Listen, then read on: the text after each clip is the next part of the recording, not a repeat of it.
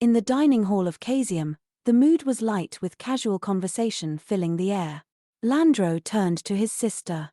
"You should eat the carrots," he said. "I don't want to," Lena replied flatly. Across the table, Ethel clenched her teeth, silently watching the exchange. Landro sighed.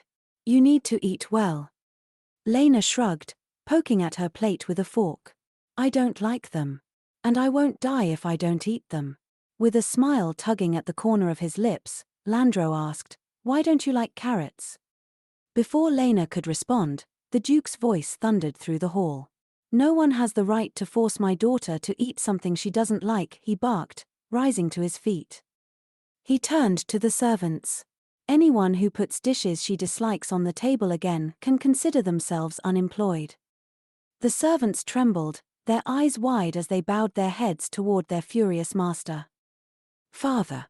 Lena shouted, rising abruptly. Tears welled in her eyes. "Please calm down. You can't fire people over something so small. You're not like this." The Duke cleared his throat, awkwardly settling back into his chair. "This time, I'll ignore what just happened." Her brothers exchanged glances, amazed by their little sister's boldness. In their eyes, she was still as innocent as a rabbit. Ethel, however, seethed. She couldn't understand what any of this had to do with a 20-year-old woman. Landro noticed the change in his wife's demeanor. There was a strange aura about her. Concern flickered in his expression. "Are you feeling unwell?" he asked. "I'm fine," Ethel replied quietly, though her appetite had long vanished. She couldn't exactly say it was because of them. Landro turned to his sister again.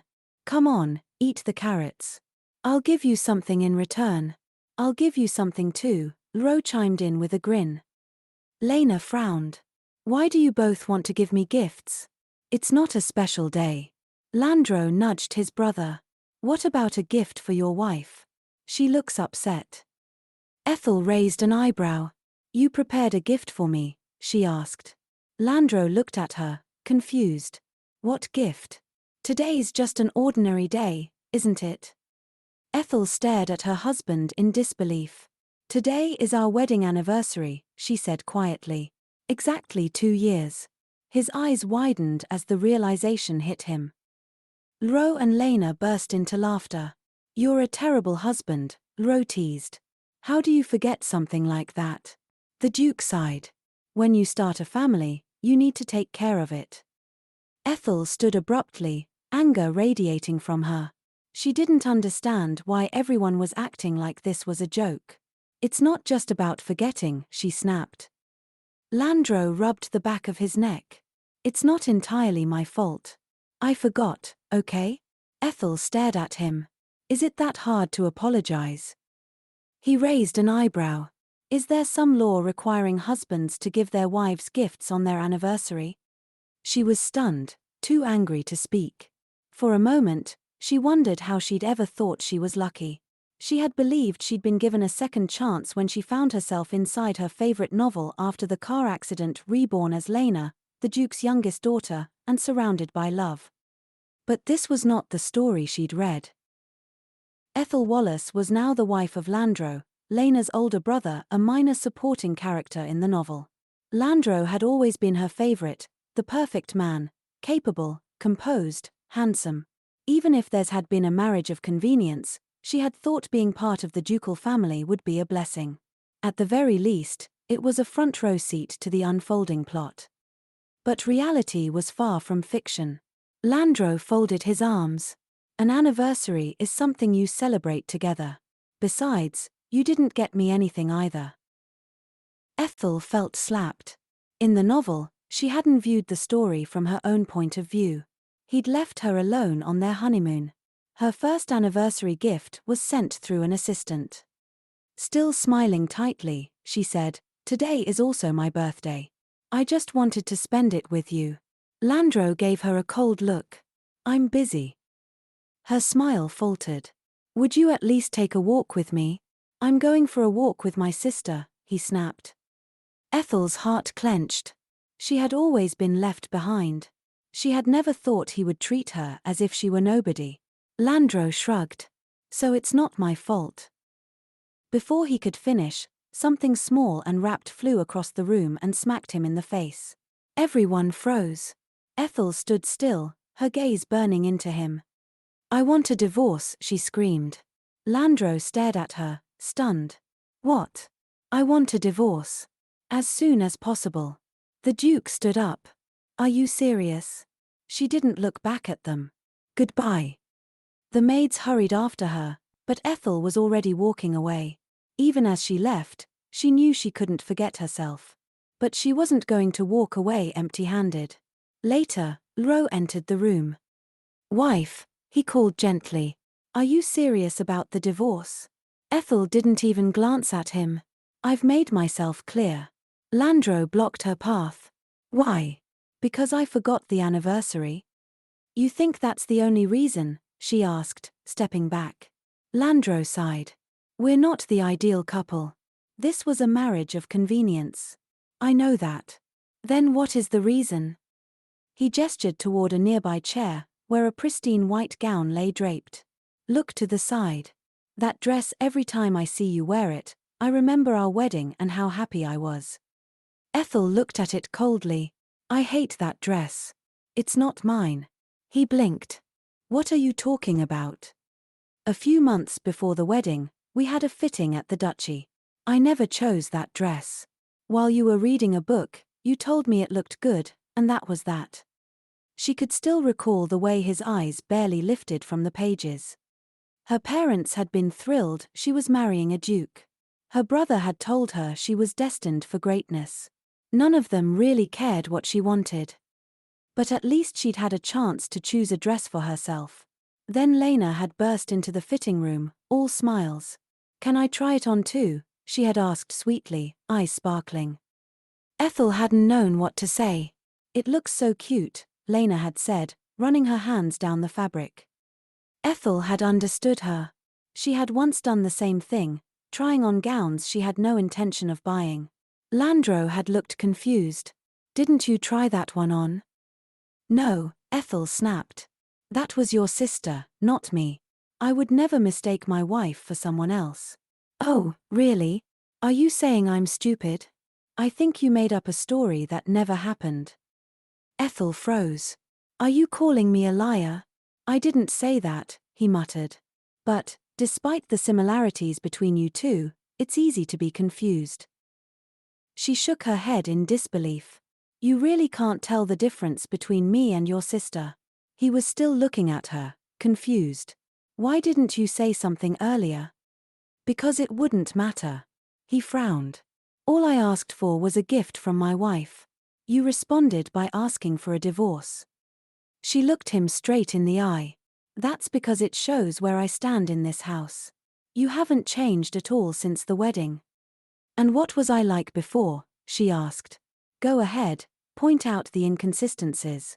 He didn't answer. Ethel realized then, this family had never truly made space for her.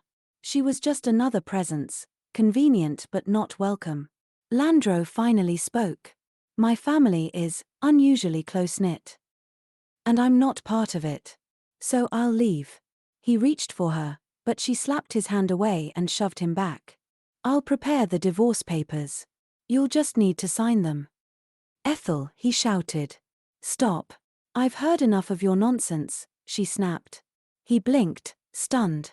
"What did you just say?" She turned, voice sharp and final. "You're a nobody."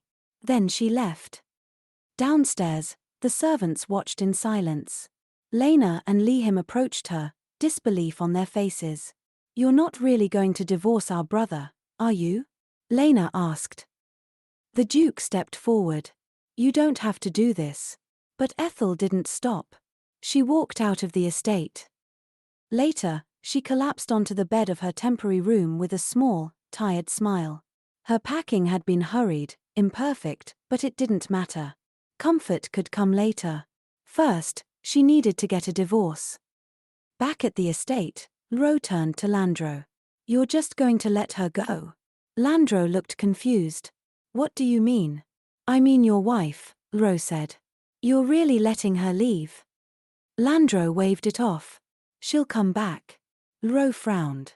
"She asked for a divorce. She's just angry. A wise woman like her, she'll calm down. Our marriage didn't start with love, Landro muttered. So it won't end that easily. Ro stared at him. Are you sure about that? He asked. Landro only smiled. Lena had once said that her brother would survive anything, that he always found a way. Ro understood his brother better than anyone. He knew that, in just the right moment, their sister would always drop some piece of useful information, something that caught people off guard. And surprisingly, everything she said usually turned out to be true. Landro sighed deeply. I won't allow a divorce, he muttered. A knock came at the door. Young master, are you awake? The butler asked, his voice muffled. Before he could finish, Landro opened the door. The butler called out, Wait, sir. But it wasn't the butler standing there. It was the postman. Landro blinked, confused. You're not, wait, where is my wife? The postman looked at him, just as bewildered. I was told to give you this, sir. He handed over a sealed envelope. Landro tore it open and stared down at the document inside. It was a divorce agreement. His breath caught. He was in shock. A short while later, he stormed into the place where Ethel had agreed to meet him. Fury burned in his chest as he spotted her. She turned, startled by his sudden appearance. You sent me divorce papers, he snapped. She raised an eyebrow, calm but cold. Did you think I sent them as a joke? His fists clenched. Do you really want to leave me? Why are you pretending to care now? She asked, exasperated. I've been worried sick, he shouted, stepping closer. I didn't ask for your concern. Their voices grew louder, echoing in the space. He seemed stunned that she dared shout back. I thought about a lot after you left, Landro said, his voice quieter now. Ethel crossed her arms. Then sign the papers. He froze. I don't understand how you can act like this. Because your apologies mean nothing. Are you trying to make yourself the victim now? He asked bitterly. She looked him dead in the eye. No. I'm just making sure I never have to see your face again. Landro's mouth twitched into a grin. Well, that's too bad. I accidentally tore the papers. Good thing I prepared extra copies, she replied with a cool smile, pulling another set from her bag. You can tear up all you want, he said, but it won't matter. I won't agree to divorce you. Then we'll go to court. You can't take this to court. Why not? You think I can't remove you and your family from my life? She raised her voice, loud enough for the nearby townsfolk to hear. I want a divorce. Gasps echoed down the street. The Duke's family name carried weight, and now, the scandal had begun. Landro stepped in close. What are you doing? Ethel smirked. Waiting to see who breaks first. She knew she couldn't win quietly, this would be a messy war. But she no longer cared about preserving dignity. She thought ahead, trying to imagine the questions she'd be asked in court. One might be about finances. Landro had continued giving her 5,000 gold coins each month. At first glance, he seemed like a decent husband. But there was something else, something serious enough to justify divorce. She wasn't ready to bring it up with a lawyer yet. Landro ran a hand through his hair. I'm not good at expressing my feelings. But I love you. She was thrown. Why are you doing this? Because it's the truth. I married you because I loved you. That's not true, she snapped. There were families with higher status than mine. I know why you married me, because of the abandoned mines. He flinched. She went on, voice sharp. You married me because you wanted to acquire the land the mines sat on. My family abandoned them years ago when the ore began to deteriorate. But I know, as do you, that those mines will become valuable again, golden eggs. His face paled. I know this because I read the novel, she whispered. Landro looked stunned. How do you know that? You let it slip when you were drunk, she said. You don't remember it. But I do. Landro opened his mouth but couldn't speak. You told me you married me for Lena.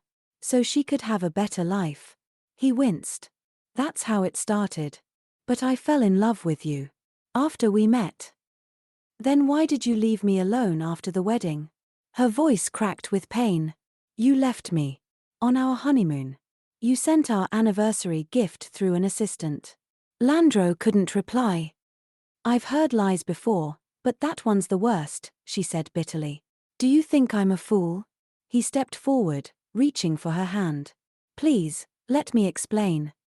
She pulled away. Are you upset because you won't be able to get your hands on the mines anymore? Is that it?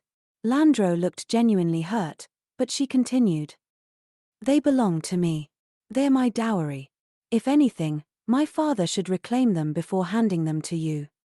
New technology had made deep extraction more viable.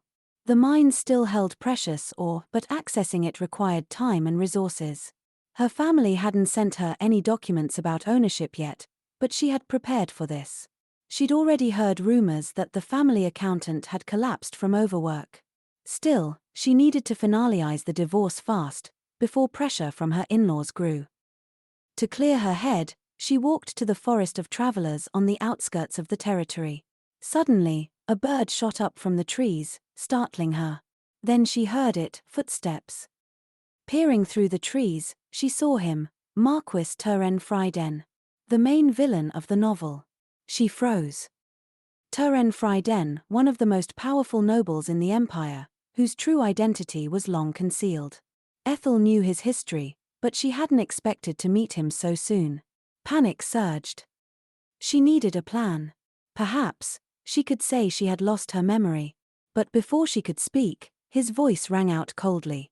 If a man values his life, he'd better show himself. He drew his sword in a flash. A crash echoed nearby. A tree splintered just feet from where she stood. Another man leapt from the shadows, sword raised. Turen met the attack with grace and fury. The assailant tried to land a blow, but the Marquis sidestepped, then countered with lightning precision. Turen scoffed. Is that all you've got? He muttered. He dispatched the mercenary with ease. Ethel trembled behind a tree. Her legs gave out and she tumbled backward, falling off a short cliff. She braced for impact, but was caught. Opening her eyes, she saw Turen holding her tightly. Up close, he was breathtakingly handsome. She scrambled from his grasp. Thank you, she stammered. What are you doing in a place like this? He asked. I must have taken a wrong path, she lied. The forest is on the opposite side of the road. She swallowed. I came on an errand. What kind? It's personal. He frowned. All you'll find in this area are wandering mercenaries. She knew he suspected her. Time to pivot. Well, I'm actually trying to hire a few mercenaries, she admitted. I left my husband. He says he'll never let me go. I'm afraid he'll come after me. He considered her. You're a noble woman. I can't afford a personal knight, she said. I see, he replied. Then I apologize. I didn't know your circumstances. You've already helped me. I should be going. They walked together for a while. She stumbled slightly and looked up at a tree, remembering how the branch had split. You're very skilled, she said, stealing a sideways glance at him. He smiled. You won't regret hiring me. She blinked. Wait, what? I'm a mercenary. I'm looking for work. I can't pay much. I'll take the minimum, he replied easily. She paused. This could be the perfect chance to stay close and gather intel. All right, she said. You're hired. His expression softened. Call me Thea. She was startled. So this was Turen Fryden, the villain, now her bodyguard. She knew she had to hide her marriage. If he found out she was Landro's wife, he'd become suspicious. So she gave him her maiden name instead. No need for formality, Thea said. I was born to a humble family. No surname. He was lying, effortlessly. She smiled anyway. As they walked, she studied him. He truly was attractive. If this had been just a novel or an illustration, she might have picked him from the start. Where are you staying? He asked. A small hotel. Then I'll stay there too, he offered. I can pay for your room and service once a week. I'll manage, he replied. But thank you. She raised an eyebrow. Do you even have money? He cleared his throat. Let's just say, I appreciate your kindness. She could tell he wasn't used to accepting help, even when it was needed. Later that night, Thea sat in a chair, watching over her as she slept peacefully in the hotel bed. He frowned at her. Why had he caught her earlier? It was unlike him. He didn't understand why, but something about her intrigued him. Sighing, he penned a note. He'd be delayed on his next mission. For now, he had a job to do. In the morning, Ethel entered a local shop to buy medicinal herbs for tea. She noticed the Marquis was rubbing his temples. His weakness, headaches. It was the price of divine power, a curse given to those in the imperial bloodline. Terence and Crown Prince Michael, both sons of the Emperor, had not been spared. Terence had been the Emperor's firstborn, his mother the Marquis of Mu. But after the Emperor's brother died, the second prince ascended, and the Marquis vanished, rumored to have fled with a coachman she loved. Years later, she returned with her son. Terence. Kidnapped on the orders of the Emperor and the Duke, she was never vindicated. Her child, Terence, bore imperial blood, but was never acknowledged. He was meant to be crown prince. But a conspiracy stole that from him. Now, Terence lived in shadows. And the more power he wielded, the more the pain grew. He relied on Devil's Claw, a dangerous drug. So did Lena. Both had been cursed. Ethel bought the herbs. A tea brewed from them could ease the pain. In the novel, Lena discovered the remedy much later, but Ethel would be the first. She handed the bag to him. Shall we go? She asked with a warm smile. She'd thought about using Terrence's power to secure a divorce and escape the Empire. But now that she'd met him, her plans were changing. He asked why she needed holy water. I want to brew something special, she answered casually. Suddenly, his expression shifted.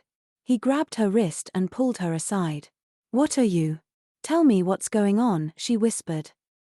He leaned in close, his breath warm against her ear. Quiet, he murmured. Ethel's heart pounded. He was too close. A moment later, Ethel saw a familiar face in the crowd. Her eyes widened. Tara. Ethel's heart skipped a beat.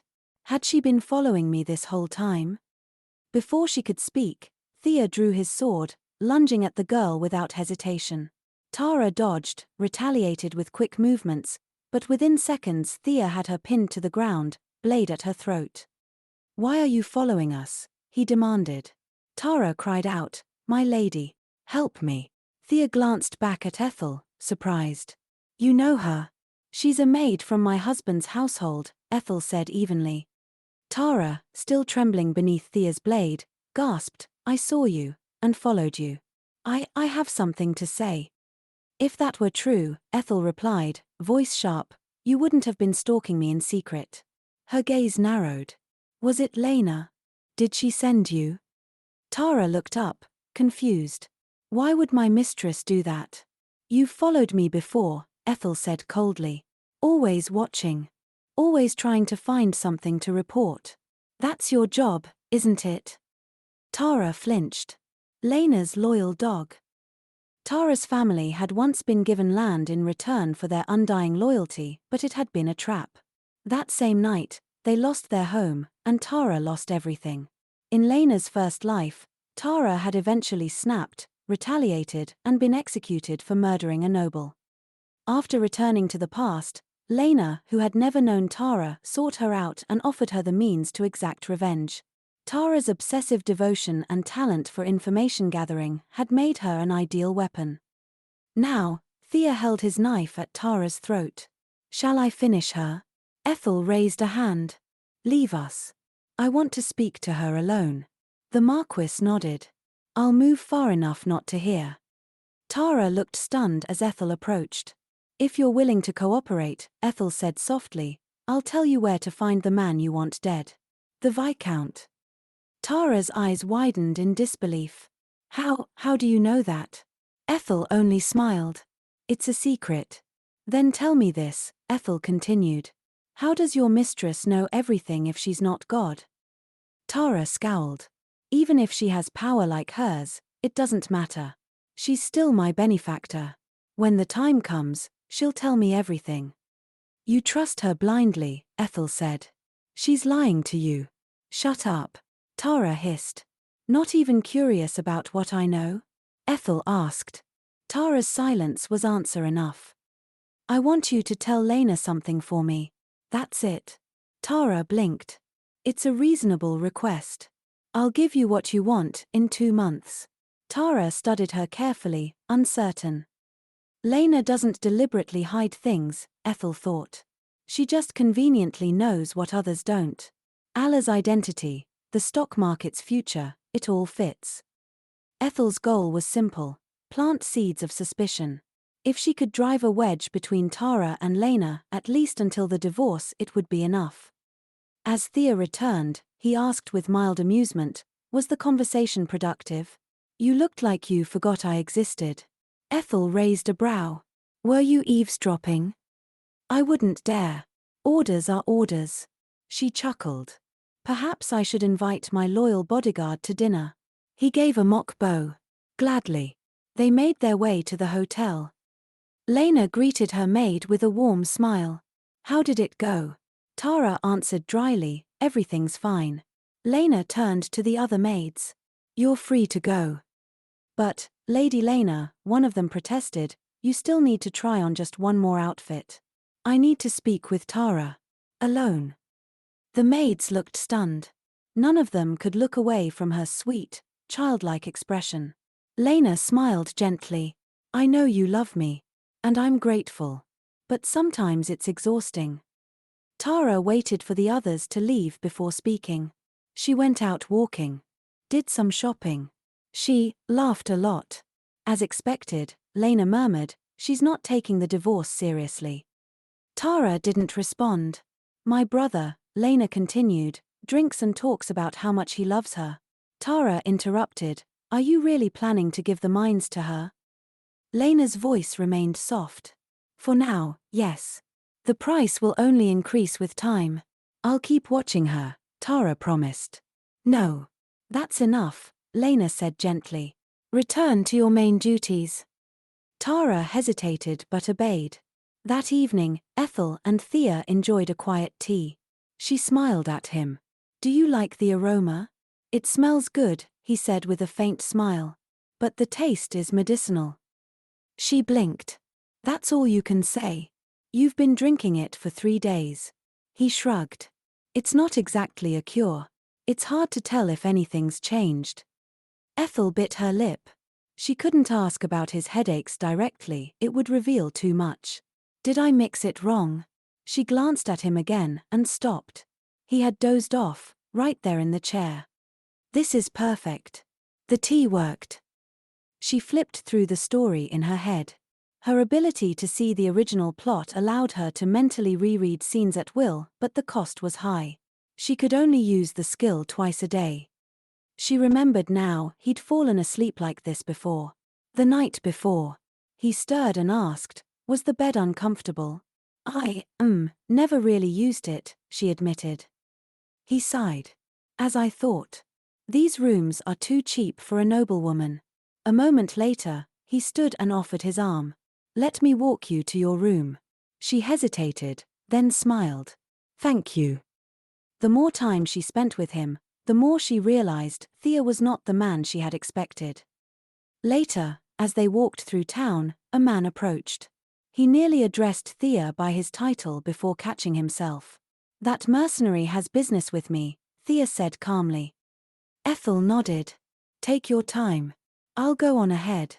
But before she could walk away, a commotion drew their attention. A carriage pulled up, the Cash's family crest gleaming on the side. Lena stepped out, rushing forward and throwing herself into Ethel's arms. Moments later, they sat in a cafe. Ethel hoped Thea wouldn't follow. What do you want? Ethel asked. The knight standing behind Lena snapped, mind your manners. That's no way to speak to Lady Lena. Ethel narrowed her eyes. He addressed me by name. No title. Lena turned, voice sharp. Don't be rude to my sister. That's an order. Apologize. The knight clenched his jaw. My apologies. Properly, she added. Ethel rolled her eyes. Enough. I'm not a child. And you, she said to Lena, don't need to call me sister anymore. Lena blinked. What are you saying? I came to apologize for my brother. Even if this is about the mines, it's not over yet. She fidgeted, nervous. I had a good feeling once. I bought some porcelain. Researched. Invested. And it worked. My family didn't believe me either at first. Ethel said nothing. She already knew this story. The original novel had explained it all. Lena went on. I have a premonition. These mines will succeed. My brother came to buy them, yes, but he fell for you at first sight. Ethel stiffened. He's not a bad person, Lena said. He just doesn't know when he's lying. When I first came to your house, Ethel said slowly, you liked me? Very much. Ethel's voice turned cold. Then you won't mind if I keep the mines for myself. Lena looked startled. I've suffered for even asking that, Ethel added, but I'm glad you gave permission. She paused. Can I return them to my parents? Lena flinched. Sister, please calm down. I brought you gifts. Ethel narrowed her eyes. So now she hides behind presents. Lena smiled. I didn't know which one you'd like, so I bought everything. The boxes were expensive. Too expensive. Ethel knew Lena's game. Try one on. Lena chirped. It'll look so lovely. No. It won't fit me. Everyone froze. Even the knight stared. Shall I show you the rest? Lena asked sweetly. They spent time opening more gifts, but Ethel found excuse after excuse not to accept them. It didn't matter. They weren't given out of love. They were bribes. Compensation. I'm sorry you were treated that way, Lena said quietly. Maybe you're just angry. At my brother. Ethel stared. What? Lena moved closer. Forget about my brother, just for a moment. Can't you love me? Understand me? Ethel blinked in shock. I'll scold him, Lena promised. Give him another chance. Another chance? Ethel couldn't believe what she was hearing. Why do you assume I like you? She snapped. Lena's eyes went wide. Because, it's impossible not to. Unbelievable. In Lena's world, everyone adored her. Even villains fell at her feet. She had no concept of being hated. Ethel stood. Let me be honest. She met Lena's eyes. I don't like you. I never want to see you again. Leave. Gasps filled the room. Even the maids looked horrified. I'm seeing you out, Ethel added. Leave on your own. The knight lunged forward, enraged. How dare you? But Thea stepped between them. My apologies, he said with a grin. Didn't see you there. Who are you? The knight spat. Just a passerby. Ethel blinked, startled. When did he get here? Had he overheard the entire conversation? The knight raised a hand, but Lena shouted, Stop. You're disgracing our family. She turned to her maid. We're leaving. Ethel stood in silence, watching them go. Thea stepped beside her. Are you all right? She sighed. You weren't supposed to see that. He chuckled. Compared to my family, yours is a model of virtue. She smiled wryly. True enough. He looked at her closely. You didn't mention your husband was from the Cash's family. She hesitated. You didn't ask. He sighed. Divorcing someone from that family won't be easy. I filed the papers, she said, but there's a delay. He nodded. My colleague said someone's waiting for me at home. Ethel blinked. Someone important. He looked away. I suppose. But I see him often. He can wait. She watched him, puzzled. Just who is waiting for you? The young lady paused, thinking over the man Turen often saw, this mysterious someone who apparently couldn't be kept waiting. Then it hit her. The Emperor. Her eyes widened in panic. You need to go. Quickly. Turen blinked, taken aback. I'm not in a hurry. You should be, she insisted. I'll wait. You go. If he really is the emperor, you can't keep him waiting. She was certain now. The man who had been hiding in the shadows, who would soon make his presence known to the world, it was him. Just then, a servant rushed up to the Marquis, breathless. Sir, please hurry, His Majesty is waiting. Turen frowned. Where? In the main hall. The Emperor is waiting for you. Turen sighed. You should have told him not to wait. He could have returned to the palace. The servant looked horrified. The Emperor insisted. The servant also eyed the Marquis's current attire and added hesitantly, Your clothes, sir, they aren't exactly suitable. Turen brushed it off. I don't have time to change. Moments later, he entered the room where the Emperor waited. He bowed with perfect form and greeted him formally. Your Majesty. Dominic 23, Emperor of Assosa, raised an eyebrow. So you've finally arrived. I've been waiting for quite a while. Turen inclined his head. You should have warned me. I would have prepared. No need for formalities between us, the Emperor said, waving it off. You seem to be enjoying your freedom quite a bit.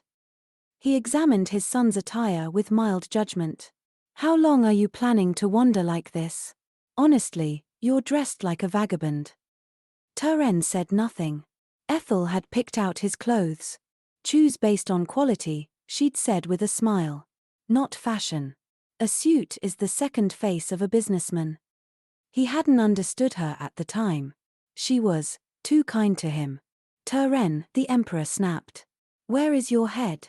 Turen sighed and looked away. I have nothing to say. The Emperor gave a long look. It's time for you to learn the responsibilities of someone with royal blood. Turen frowned. What are you talking about? You are my son, the Emperor said with a rare smile. I want to bring you into the palace. Turen looked away again. I need time to think. There's nothing to think about, the Emperor replied. You were born a prince, whether you accept it or not. Turen had dreamt of this once. But dreams fade. Vitus' influence had weakened. The crown prince was preoccupied with his charitable image, and the empress's power had diminished. This was the moment. Don't you want power? The Emperor asked. Turen didn't answer. He didn't care for power. But he did want to see the Empress's face again, the woman who had sent assassins after him. And he wanted to know how the golden boy would react when life no longer bent to his will. If you inherit the throne, you'll have everything, the Emperor said. Don't tell me you lack desire. Turen stared at the floor, then slowly lifted his gaze. I'll accept. I'll become a prince. The Emperor looked shocked. So you do have something you want? Turen smiled faintly.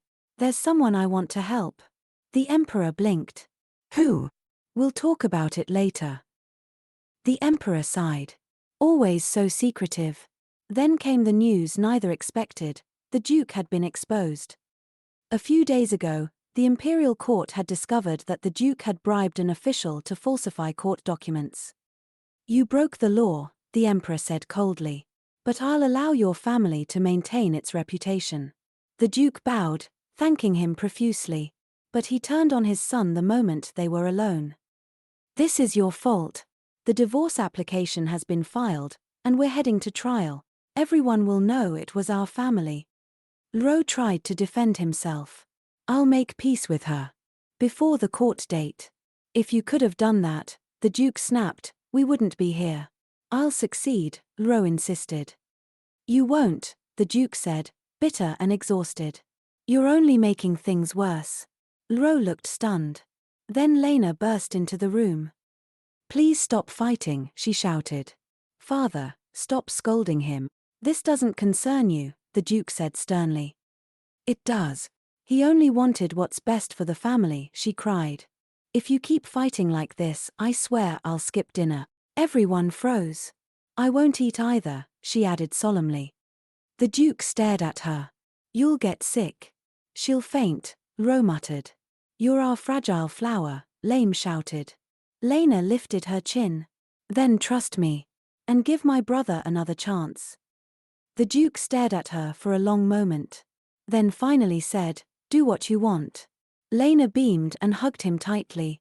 Turning to her brother, she asked, "So, what's your plan?" "I should apologize," Ro admitted. "Be careful," Lena warned. "She's really angry." "I know. I visited her yesterday," Lena said quietly. "She told me she doesn't love me, and that I should disappear." Lame gasped. "She lied to you." Ro sighed. "I'm sorry, Lena. She took it out on you because of me." "It's fine," she said. "I was surprised at first, but I know she didn't mean it. We actually get along very well." Lame shook his head.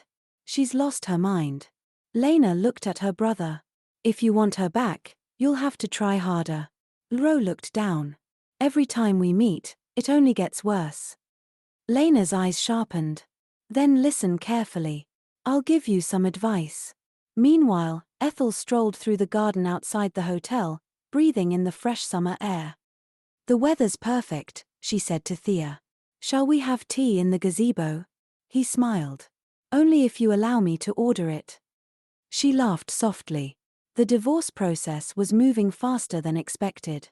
She was sure Thea had a hand in that. She wanted to thank him, with tea. Then she noticed a group of whispering girls. Before she could react, a familiar carriage pulled into the courtyard. "No." A moment later, her husband appeared. Lindro approached with a bright smile. "Ethel." She froze in disbelief. Then, to her horror, he knelt before her.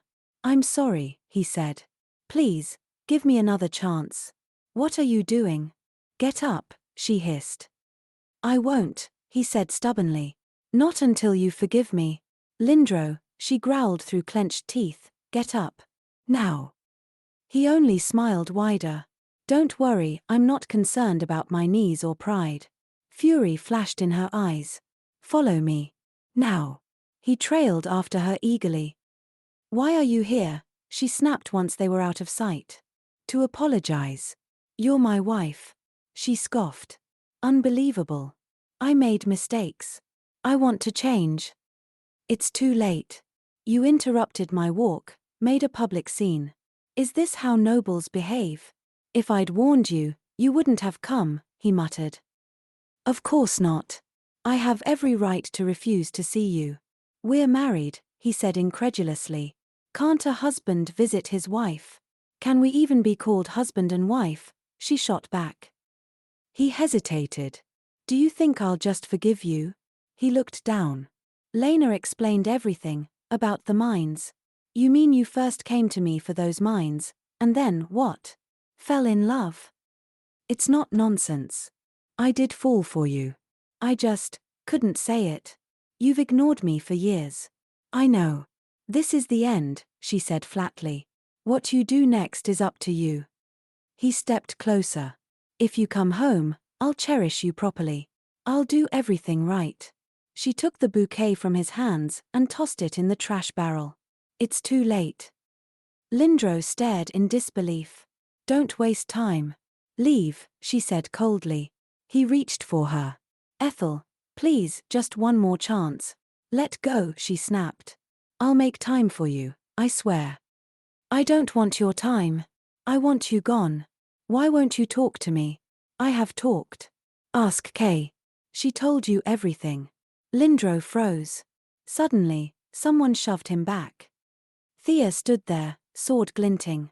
"Don't cling to people who don't want you," he said. He turned to Ethel. "Apologies for the delay. I waited until the tea shop owner returned." Lindro stared. "Who the hell are you?" He eyed the sword. "You're no ordinary waiter." Thea grinned. "I can make tea. But that's not my specialty." Ethel sighed. "He's my bodyguard." "Bodyguard?" Lindro echoed in disbelief. "Yes. For situations like this." "What kind of relationship do you have with this man?" he demanded. Thea smirked. "Is your ex-husband hard of hearing?" "I heard you." Lindro barked. "And I'm not her ex. We're still married." "Apologies," Thea said smoothly. "I meant soon-to-be ex-husband." Ethel gave Thea a warning look. "Don't provoke him." She turned to Lindro. "Say what you need to say and leave." Lindro glared at Thea. You've been with her this whole time? We only go out together, Ethel answered calmly. You're still married, Ethel. She stared at him, stunned by the audacity. You're my wife, and you're parading around with a mercenary? What if people misunderstand? She narrowed her eyes. Ethel stared at her husband with a cold expression. And what, exactly, do you think people might misunderstand? Landro crossed his arms. They might think you've been unfaithful. She smiled thinly. Ah, so it might look like I'm having an affair. I don't doubt your integrity, he said quickly. But others might talk. Ethel's smile didn't fade. Well, as long as you trust me, I don't care what others think. Landro looked shaken. Your reputation could be at risk. She narrowed her eyes. And how are you behaving right now? He blinked, caught off guard. What do you mean? She stepped closer. Is Chris with you by any chance? His expression faltered. Why are you bringing up Chris? Ethel's eyes glinted. What kind of man is Chris? Landro hesitated, then said weakly, Chris is a woman. She arched an eyebrow. And would you like me to choose between you and Chris? No. Of course not. Exactly, Ethel snapped. Because I never asked you to. I've never been jealous. Landro threw his hands up. It's not the same, isn't it? She asked sharply. Our relationship is purely business, he shouted. Ethel gave a humorless laugh. Then so is mine with Thea. He's my bodyguard. She crossed her arms. I told you before. You spend half your time with Chris. I was exhausted, he muttered. Can't you understand how it feels to come home after work? Her heart twisted, not with guilt, but with exasperation. You're always tired. But I'm always waiting. He sighed. I really am tired. Then let's end this unpleasant conversation here, she said flatly. Landro's face hardened. I'll change. I will. She shook her head. I don't believe a word of it. His expression darkened. What if I gave you the mines? Ethel's eyes narrowed. There it is again. You'd still want them registered in Lena's name, wouldn't you? She said, voice rising. That's what really matters to you, your precious sister's happiness. He stammered. I swear, they'll stay untouched. I'll do whatever you ask. Just put them in her name. No, she growled. You will never get the mines. He recoiled. You're joking. She took a step back, her voice quiet but firm. It doesn't matter anymore. Even if you left the mines untouched, even if you turned into the man of my dreams overnight, I wouldn't care. He stared at her. I told you the truth before, she said. And I'm telling it again. Leave me. Go back to your beloved sister. Live the rest of your life with her. Landro looked devastated. Ethel. She turned to Thea. Let's go. Ethel walked away, head high, heart blazing with fury. She didn't glance back.